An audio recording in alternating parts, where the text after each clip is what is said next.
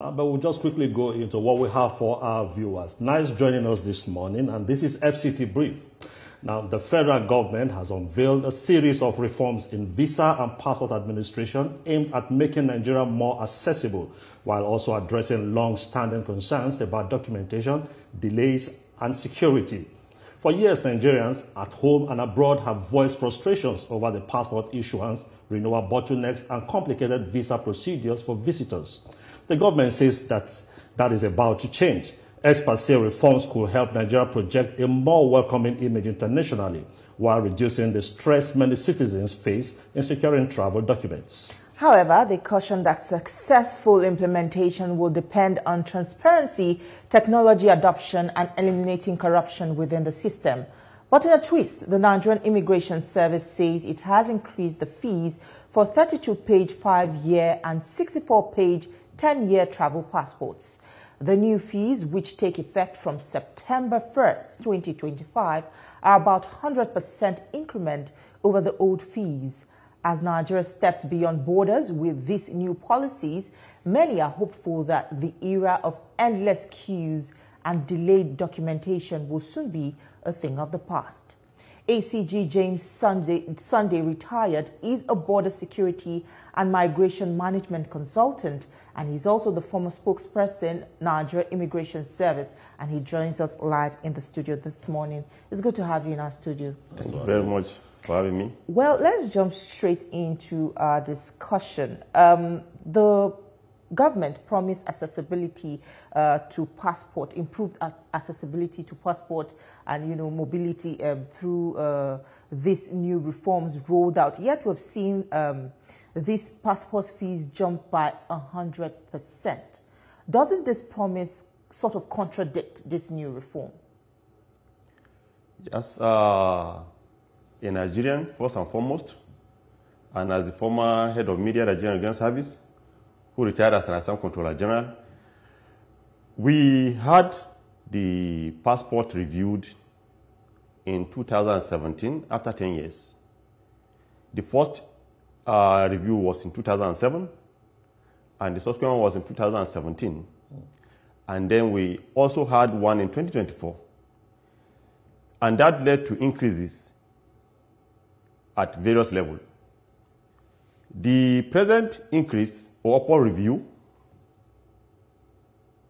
was specifically tied to 3 items from the press release: quality, integrity, and accessibility. By reason of hindsight, the Nigerian passport, first and foremost, is supposed to be an accessible document for every Nigerian by right, even though by law it is a government property. So when we are now relating the accessibility of the passport to upward review, does it mean a poor man or child of a poor person will not have access to the passport? Because when you review passport under 1 year, by implication, it means some people will definitely be deprived of the entitlement of a passport. If a child of a poor man succeeded in getting admission outside the country and he needs a passport, and he doesn't have the 100,000 or the 200,000, that kind of a person will miss such an opportunity. And that is not what Mr. President has brought on board for Renewed Hope, because it is so plain that Mr. President has the interest of every Nigerian in mind. You can see how he shuttles from one country to another. Even the Brazil experience was very, very germane, that has brought profit to Nigeria, even through the aviation sector. So if Mr. President is bringing hope to Nigerians, the enforcement agencies should also go in tandem with the policy of the executive, so that Nigerians will not feel shortchanged. Okay. Let's look at it from this way. The previous increases we had in the passport fee, was there a stakeholder engagement?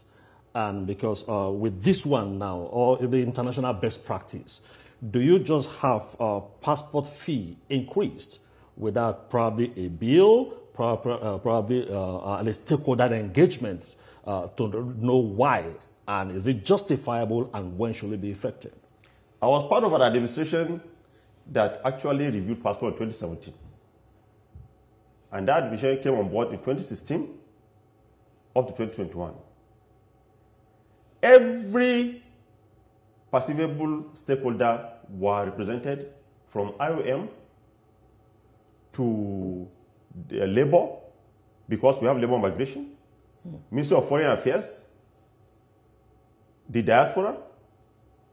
We involve almost every person that will have one thing or the other to do with the passport to discuss why we need the improvement on the passport and what was the reason then. As at then, we were using the e-passport. Yeah. And we need to migrate to the enhanced passport, which is still the passport that is being used up to today. The enhanced passport has our 25 security features that makes it to be ranked first in Africa as at 2017. What has changed? That is the question. When we are talking about quality, has it improved from what we had in 2017? When we are talking about integrity, it's not the passport that brings about integrity, it's the citizens that gives the passport integrity. Mm-hmm. When we talk about accessibility, how many Nigerians are traveling out of the country from the lower class?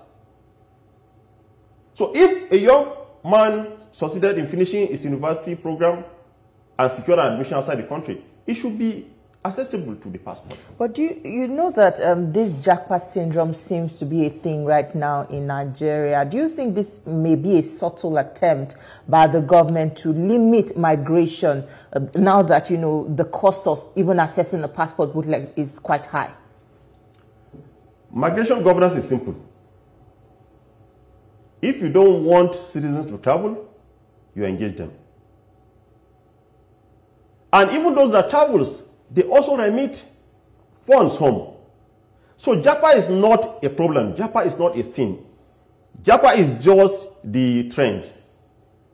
Other people move to Nigeria, just like our citizens also go outside the country. And our citizens are very, very productive outside the country. They are also improving the image of the country at various areas of specialization. So it's not as if they Japa and then they go there and sit down and they are nuisance. No. There's no country that doesn't have its own human mobility. But the only way you manage the human mobility is through migration governance. And that is where every person that is on board must take cue from Mr. President, to understand that Mr. President has put in so much to improve on the life of the citizens. And if the citizens are getting the best at home, they will not Japa. Okay, let's take a look at this other issue, the visa reciprocity being adopted by the federal government. Would you say it can positively impact on the Africa First agenda? And just recently we had the Kenya, for instance, that made visa accessible, available to every African. If you look at the Henley Passport Index, that's the global passport ranking system. Yeah. It's been done by research through the International Air Transport Association. They get their data from them, and that is how the world passports are being ranked. If you look at the line of ranking in passport, Singapore is the first. Even the US is not in the line of the first. The US is number 18. UK is the 6th, Canada is 8th, Malaysia is 11th. Nigeria is number 87 as at now, an improvement over last year. Last year, Nigeria was 92 on the passport ranking system. But this year, we're 87, which is an improvement. And that has to do with the much activities of Mr. President in improving the economy. When there's economic growth and investors are coming in, what determines the value of a passport is the number of nations your citizens can access. We can only access 45 nations. That's why we are ranked 87. So the more we open up the frontier, with our visa system, either visa on arrival or maybe the visa free, it will improve on our standard. So the global ranking of passport is not about the quality, because already we have the quality since 2017. The features on the Nigerian passport as at today is as it is since 2017. Let's look at Nigeria faces tougher visa scrutiny. Even social media handles are now required by the US to, access visas.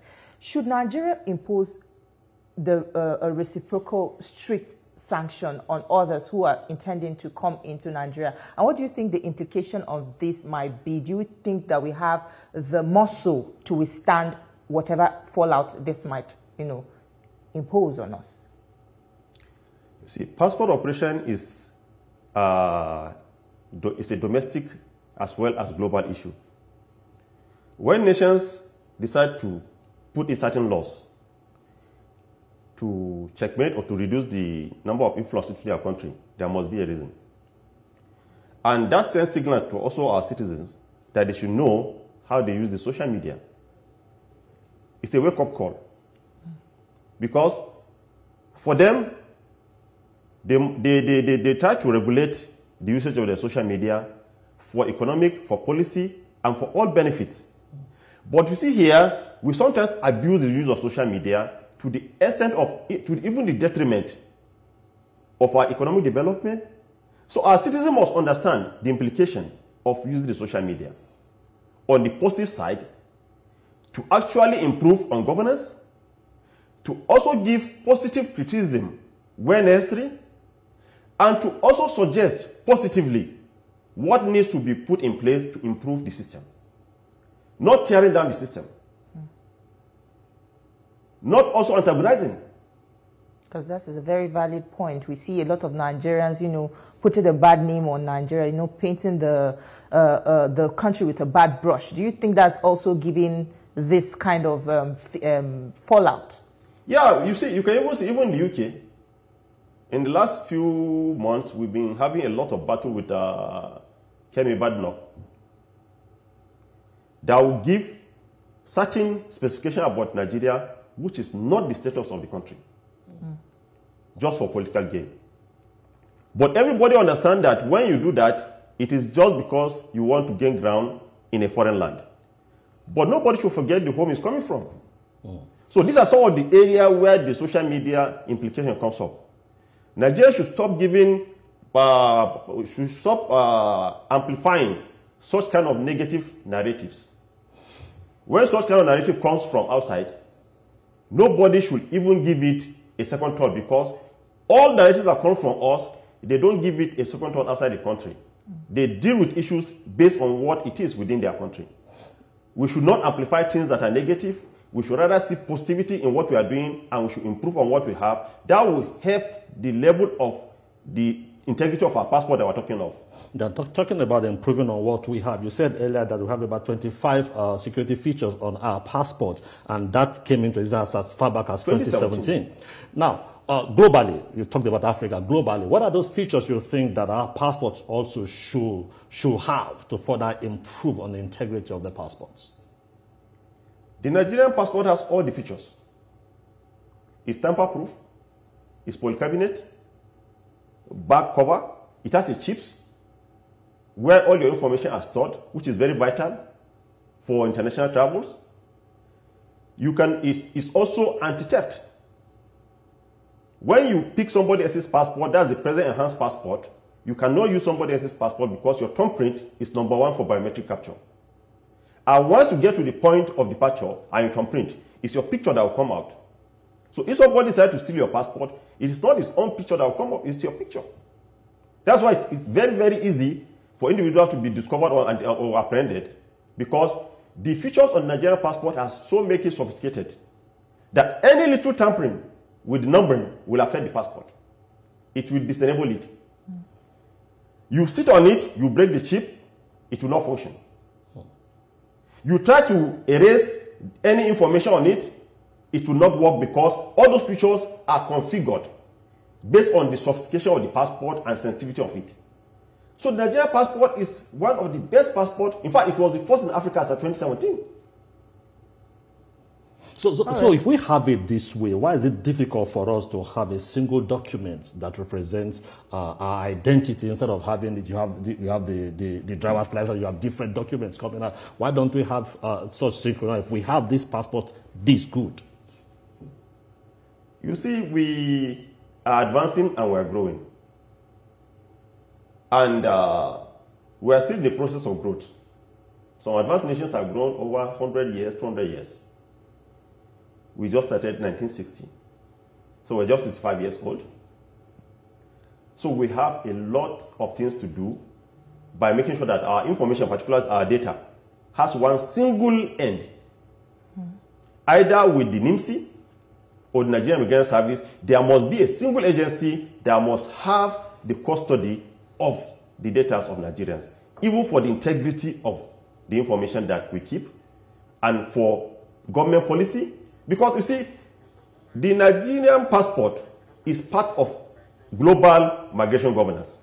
Yeah, just because of time, you referred to Nigeria's passport as one of the best in the world. Yet, a lot of Nigerians still face stigmatization when carrying this green passport by foreign countries. How should the government work to strengthen this and, avoid this kind of stigmatization against its citizens in other countries because of the passport they carry?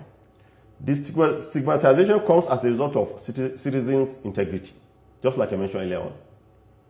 Everywhere you travel to, Nigerians should be able to carry their head high and shoulder high, because the passport in your hand is not an ordinary paper.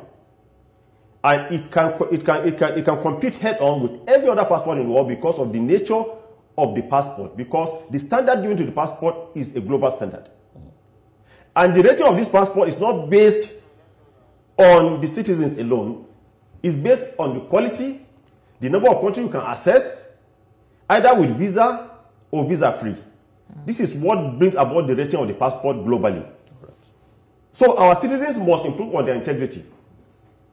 Because if you are traveling out of the country and you are carrying drugs, definitely you are one among many that has brought about dispute for the country. Indeed. Well, we must say thank you so much for your contributions on the program. It was quite a thought-provoking one, and we hope that Nigerians across the world take into cognizance all that you've mentioned, and also the government as well. Thank you so much for your time. Thank you very much, Jesu. I say sure.